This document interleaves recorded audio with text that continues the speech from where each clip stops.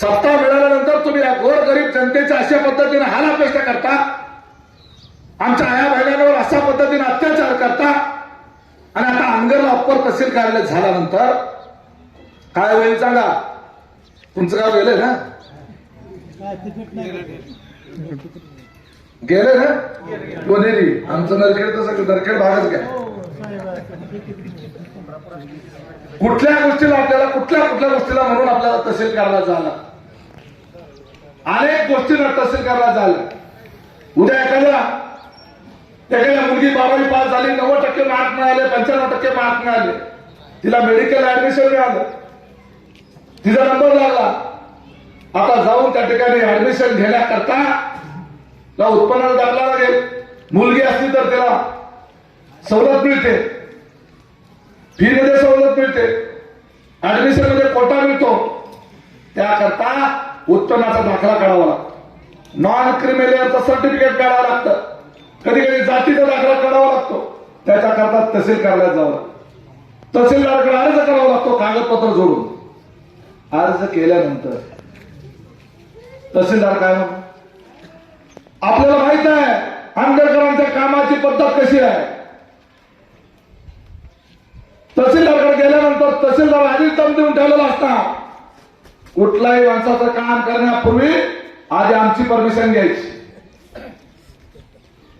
जर त्या तहसीलदारानं नाही ऐकलं तर ते तो स्वतःच्या पायावर जाईल का परत? त्याला बिचाराला नोकरी करायची आहे, त्याला त्याच्या पायावर चालत जायचंय परत. यांची अशी कर्तुकी आहे का नाही? त्याचा हातपाय मोडत्याल का नाही ऐकल्यावर? आपल्या इकडे असं नाही पडतं, अधिकारी बिनधास्त काम करू शकतो. यांच्या गावामध्ये त्या अधिकाऱ्याचा उद्या हातपाय मोडतील तर त्यांनी नाही ऐकलं तर तो बिचारा काय म्हणणार? त्या पोरीला म्हणाल बाबा त्या राजन मालकाला जाऊन भेट. त्यांचा एक फोन आला तर मी तुझं काम लगेच करून देईल. ती पोरगी म्हणाल माझी कागद सगळी बरोबर आहे, नियमाप्रमाणे सगळं बरोबर आहे, मग कशाला मला मालकाकडे जायचं आहे? ते म्हणाल इथली पद्धत आहे, मालकाकडे गेल्याशिवाय, त्यांनी फोन केल्याशिवाय, त्यांची शिफारस असल्याशिवाय आम्ही काम करू शकत नाही. ती पोरगी बापाला फोन कराल, बापाला म्हणेल की तहसीलदाराने सांगितलंय त्या मालकाकडे जा. बाप म्हणेल की घाणेरडी माणसं आहेत, त्यांच्या सावलीला सुद्धा जाऊ नको, एक वेळेला शाळा सोडून देऊ, एक वेळेला कॉलेज सोडून देऊ, ऍडमिशन नाही मिळालं चालेल, परंतु अशा घाणेरड्या माणसाला जाऊ नको, माघारी ये.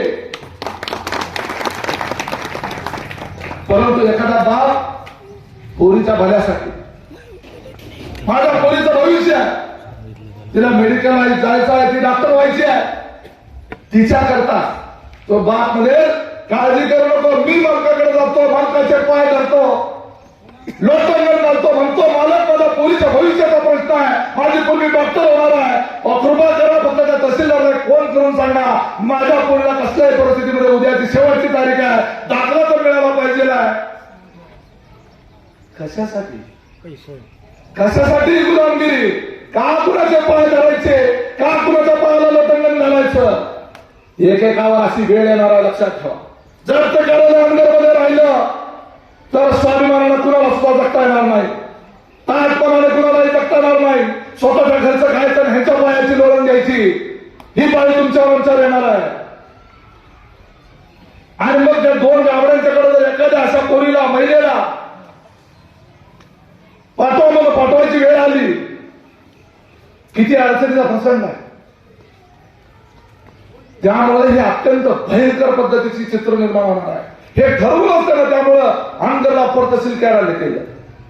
त्याच्या त्या ठिकाणी त्या पट्ट्यामध्ये अनगर आणि त्या वाड्यांमध्ये एक गट्टा मतदान जे होतं 10-11 तेवढ्या 10-11 एक गट्टा मताच्या जीवावर त्यांना अख्ख्या मोहोळ तालुक्यावर राज्य केलं.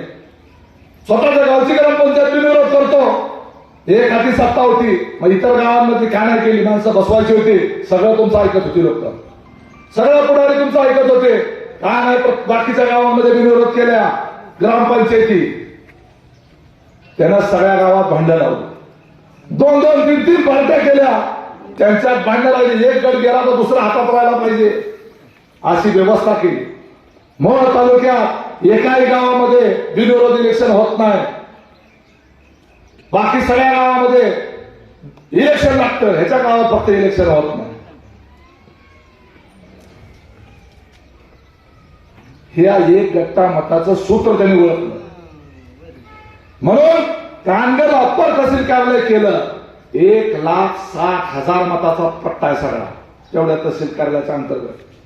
जेवढी गाव आहे 1,60,000, किमान 1,15,00,000 तरी नक्कीच एवढी मतं आहेत सगळी मिळून. या 1,15,00,000 मतांच्या उद्या राजकुमार पाटील इथं नेता आहेत, अजून एका दुसरा अजून कोणतरी प्रमुख माणसं, एक 4-5 प्रमुख लोक आहेत. उद्या यांना रोज उठून लोकांच्या कामासाठी तहसील कचेरीत जायचं जावं लागतं का नाही? लोकांची कामं झाली तरच लोक विचारतील तुम्हाला पुढारी म्हणून. नाही कामं झालं कशाला विचार? आणि या पुढाऱ्यांचं काम जर ते विरोधात असतील, हे सुद्धा काम यांचं होणार नाही. उलटच व्हायचं काहीतरी, त्यांचं पुढार पण चालणार नाही. पोलीस स्टेशनचं ऐकणार नाही, तहसीलदारांचं ऐकणार नाही. उद्या एमएससीबी तिथंच जाणार आहे, आरटीओ ऑफिस तिथंच जाणार आहे, पंचायत समिती तिथंच जाणार आहे, मग सरकारी दवाखाना मोठा जो सिव्हिल हॉस्पिटल होणार आहे ते तिथंच जाणार आहे.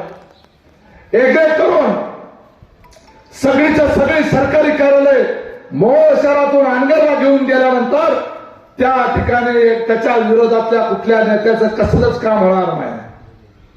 नाईलाजानं झक मारत सगळी नेते मंडळी अनगरकरांना सामील व्हावं लागेल आणि त्यांचा गुलाम व्हावं लागेल.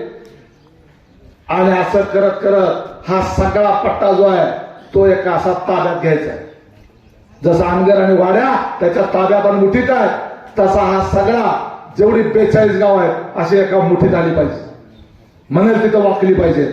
एवढी 1,00,000 मताचा गट्टा मिळाल्यावर पुढच्या 7 पिढ्याला सत्तेतनं कोण काढू शकणार नाही. आज 50 वर्षाच्या सत्तेमुळं यांना एवढा माज आणि मस्ती आणि घमंड आलेली आहे. कसाही यांनी अत्याचार करायला लागलेले आहेत, कशी जुलूमशाही करायला लागलेले आहेत. कुठलीही मागणी नसताना, कुणी अर्ज केलेला नसताना आज यांनी अनगरला अप्पर तहसील कार्यालय केलं. कशासाठी जबरदस्ती?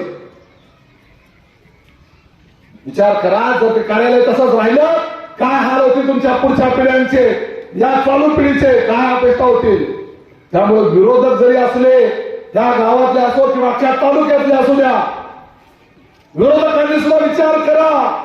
तुमच्या लेकरांचा विचार करा, तुमच्या पोरींचा विचार करा, तुमच्या माता भगिनींचा विचार करा.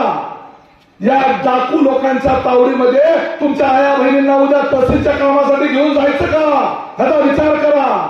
थोडा तरी स्वाभिमान जागा करा आणि त्याच्याकरता हे परिवर्तन करा. ही निवडणूक त्याच्यासाठी ऐतिहासिक आहे, इतिहास घडवणारी निवडणूक आहे. प्रत्येकाच्या मनगटातलं रक्त सळसळलं पाहिजे आहे.